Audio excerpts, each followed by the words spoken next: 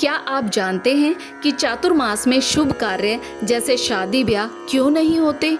इसके पीछे छुपी है एक रहस्यमयी और दिव्य कहानी जो आपको भगवान विष्णु की योग निद्रा और एक गांव के चमत्कार से जोड़ देगी। सुनिए चातुर्मास की वो कथा जो आत्मा को भीगने पर मजबूर कर देती है। बहुत समय पहले की बात है, धरती पर पाप और अधर्म धीरे धीरे बढ़ने लगे थे। इंसानों ने लोभ, क्रोध और मोह में पड़कर धर्म के मार्ग से मुंह मोड़ लिया था। उस समय देवताओं ने भगवान विष्णु से प्रार्थना की, प्रभु इस धरती को पाप से मुक्त करने के लिए कुछ कीजिए।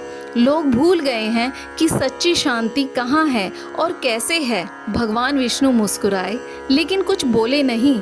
उन्होंने केवल अपनी आंखें मूंदी और योग निद्रा में चले गए। देवता चकित रह गए, ये क्या हो गया?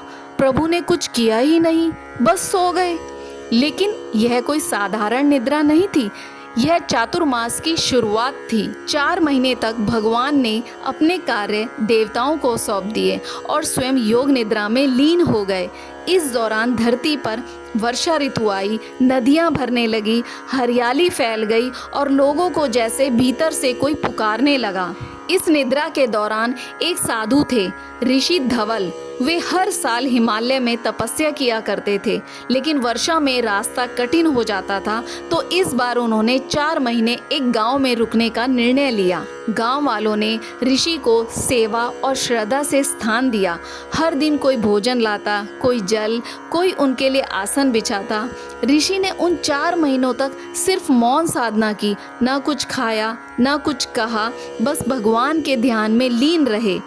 4 महीने बाद जब ऋषि ने आंखें खोली, गांव में चमत्कार हो चुका था। जहाँ कला था वहाँ प्रेम था, जहाँ बीमारी थी वहाँ स्वास्थ्य, जहाँ दरिद्रता थी वहाँ समृद्धि। लोगों ने पूछा, ऋषिवर ऐसा क्या किया आपने? उन्होंने कहा, कुछ नहीं, सिर्फ भगवान के साथ समय बिताया। और तुम सबने जो सेवा की वो साधारण नहीं थी, वो चातुर्मास की सेवा थी। जब एक रोटी भी अमृत बन जाती है। तभी आकाश से एक दिव्य आवाज आई, भगवान विष्णु की, हे धवल, तुमने मेरी निद्रा को शक्ति बना दिया। यही चातुर्मास का रहस्य है।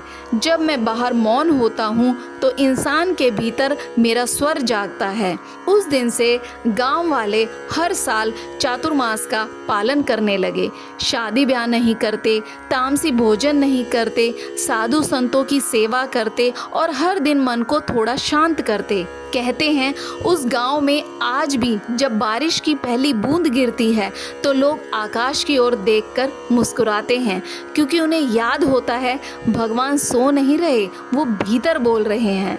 यही है चातुर्मास की कथा, एक योग निद्रा जो भीतर का देवता जगा देती है। जय श्री राम।